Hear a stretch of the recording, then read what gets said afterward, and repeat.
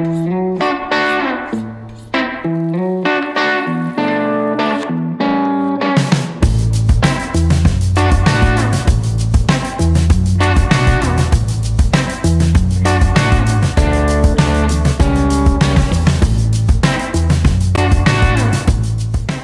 there, my name's Cecil. Welcome to Season Liberally. Today we're going to be baking bread. We're going to be doing two versions of no-knead bread. Bread is traditionally just four ingredients: water, flour, yeast, and salt. Now clearly you can add a whole bunch of stuff to that to make many different kinds of bread, but real simple bread is a very simple recipe. But bread making techniques can sometimes vary, and sometimes they can be very difficult, requiring machines like a mixer with a dough hook or a food processor with a dough blade. But today I'm going to show you how to really make two really simple breads that have a ton of flavor and that are ultra easy to make.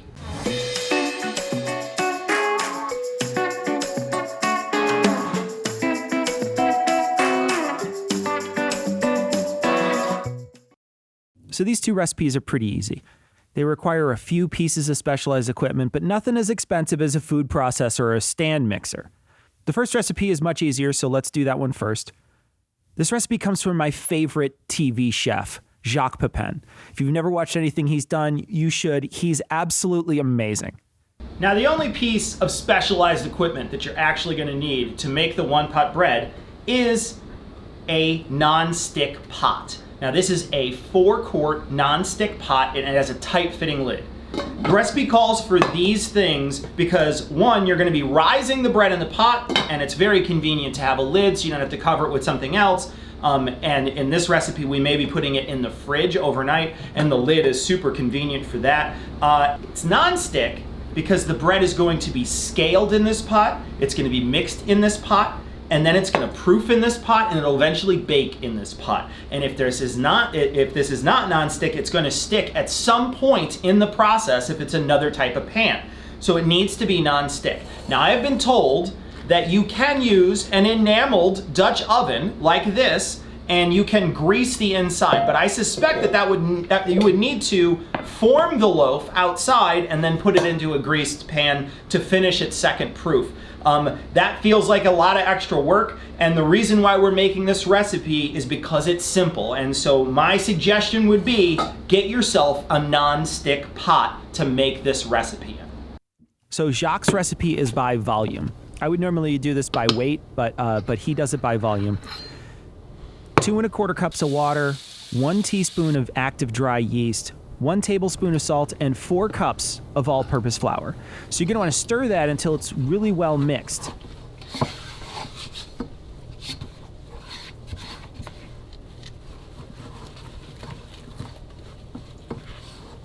Then put the lid on the pot and let it sit for 1 to 2 hours on your counter.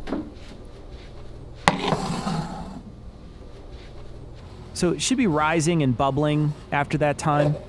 You're going to take the lid off and you're going to take a spoon and stir it again, incorporating anything that's on the side of the pan, and make sure you really sort of give it one good spin. So you have two options here. You can proof the dough on the counter or retard the dough overnight in the fridge. Now again, the best part of this bread is that you get to decide. So if you're planning on cooking off the bread that day and you have 4 to 6 hours to kill, you can leave it on your counter for that long. If it's getting late and you want to cook this bread off tomorrow, you can do that too. Just put it in your fridge overnight. Retarding the dough is going to slow down the rising process, so you'll need to leave it in the fridge for 12 to 14 hours. Preheat your oven to 425 degrees conventional. That's 400 degrees convection or 218 degrees Celsius. Take off the lid and put it directly in the oven. You're going to cook it for about an hour.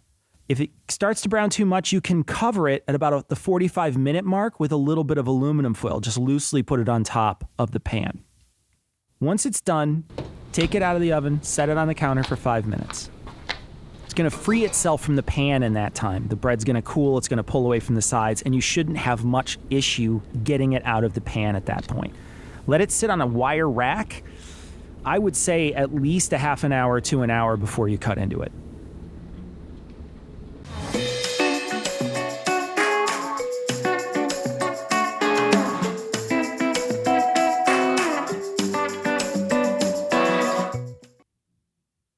Now, the second recipe is seriously my personal favorite recipe for making bread. It's been my favorite recipe for many years now. It's the New York Times no-knead bread recipe, and I've kind of foolproofed this recipe over the years and made it super simple. When you substitute in a recipe, you need to look at that recipe very closely to see exactly what it is you are replacing and what unique qualities that thing brings to the recipe. And so that happens with ingredients if you're doing it with, say, eggs. So looking to replace eggs in a recipe. You have to look and see what the eggs are doing. Are they an emulsifier? Do you need them as a liquid? Do you need them as a binder? Do you need them as a leavening agent? So all of those things need to be looked at. The same thing needs to be paid attention to when you are substituting a piece of equipment in a recipe, specifically if you're talking about a method. So what unique thing does this pan, this Dutch oven, in this case a cast iron, in this case an enamel Dutch oven, what does it bring to the table that no other pot can? And what unique qualities that this gives this recipe is, the first is that it's thick. It's a very thick pot. And what's gonna happen is when I put this in the oven, it's gonna keep a nice even heat. So even if I add something cold to it, like the dough, which is what I'm gonna do in a moment, it will not move in temperature greatly. The temperature will not fluctuate too much, and it will be able to retain its heat and be able to cook the bread nice and quick and evenly. The other thing that it brings to the table is that it's a sealed environment with a heavy lid. We are creating a steam oven in our regular oven. Steam oven is, if I were to have a steam oven installed in my house, a steam oven is essentially an oven that creates a very humid environment for things like bread to continue to rise as it bakes before the crust finally settles, before the crust gets crisp. And what you're gonna do in your oven is you're gonna create a tiny steam oven. The bread dough that we're gonna put in here today is very, very wet. And so what it's gonna do is it's gonna produce a lot of steam. And if you were to have a flimsy lid and a flimsy pot, something that doesn't have the heat, that can hold the heat, there may be too much steam that escapes from the top of the pot, and it may also get too cold initially, and the bread may cook unevenly. So that's why we're using these particular pots. I've never made it in what I would call a stock pot. I've never actually done that. Now you may try to do that, but just remember what it is that you're doing. You may have to weight this lid down a little if you do it, and use one that has nice thick sides.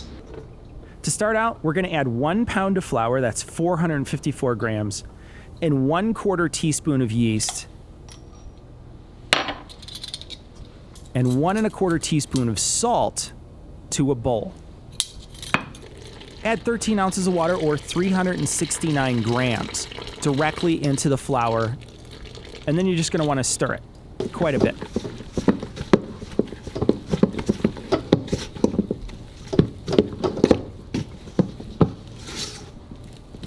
Now, this size loaf is great for a 4 to 5 quart Dutch oven.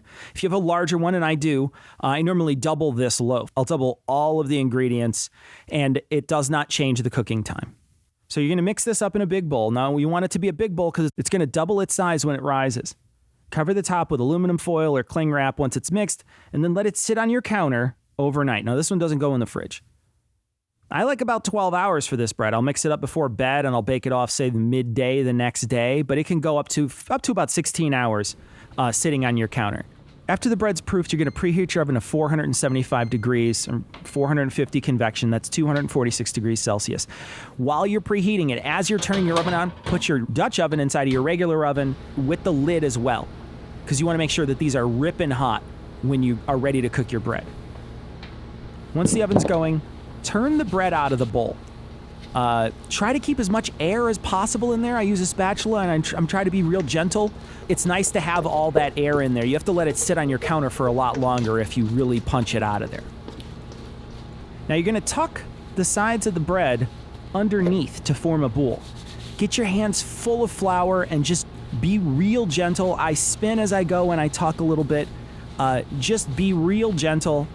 And make sure your hands are absolutely covered in flour. This dough is very, very sticky.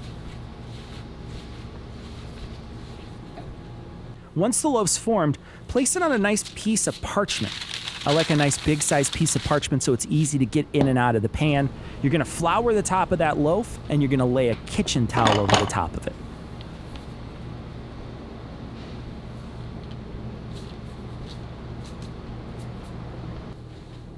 You're gonna wait an hour or so.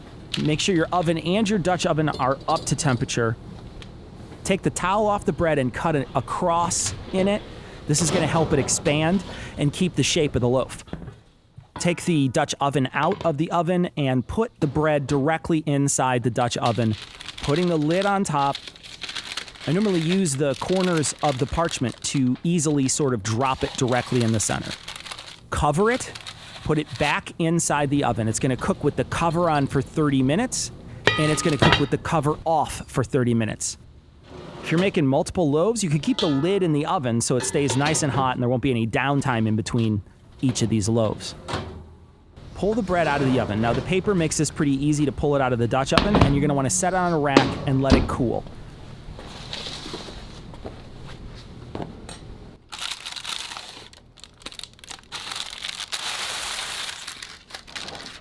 If you cut into it too soon, it's gonna be really gummy and sticky because the starch really hasn't had a chance to set yet and cool.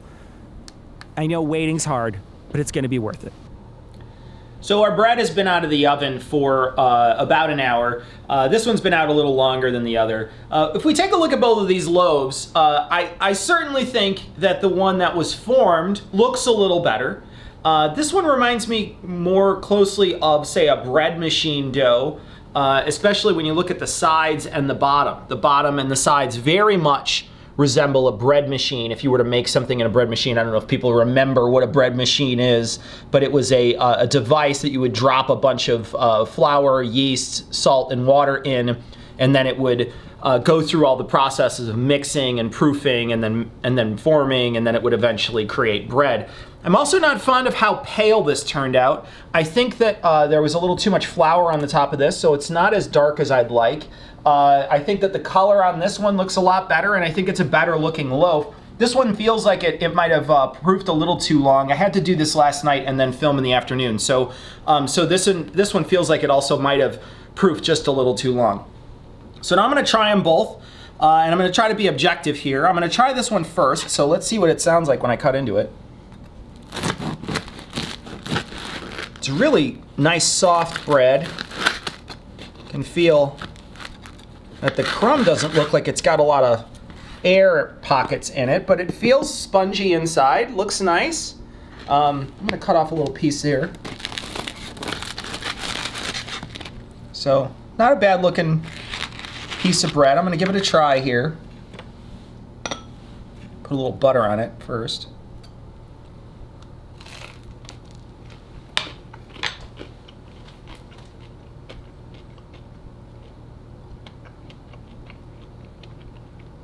You know, that's not really bad at all. It's really quite good for considering how little we work this dough, and how much you know, it's been a lot of time, so it's got a nice rich flavor to it. And the amount of labor that went into it, it's a perfectly serviceable loaf of bread. I mean, it's not super pretty, but I would certainly I certainly would have this with my wife or something like that if it's just the two of us. I don't know that I would make something like this and present it to a big group of people, but it's a really solid loaf of bread. I'm gonna try this one now. I'm gonna cut off the heel because this is my favorite part of this. And I can already tell you that the crust on this one's a little better. So the crust on this is a little, there's a little more crisp to it. And the inside, you can see there's bigger pockets of air. So when this one came out of the fridge and I put it directly into the oven, it did not have these big air pockets like this did when I turned it out and I formed it. So let's try this.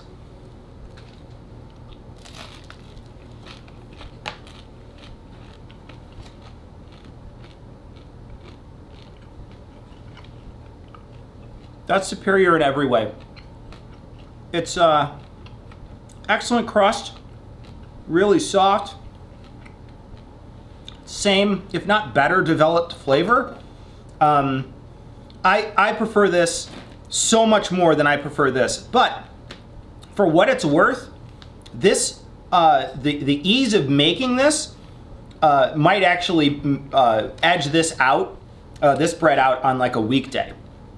So I think this is a superior loaf, but this is certainly worth making. So thanks so much for watching. Please like and subscribe to this channel. And if you make this bread, please post a link to the picture in the comments below.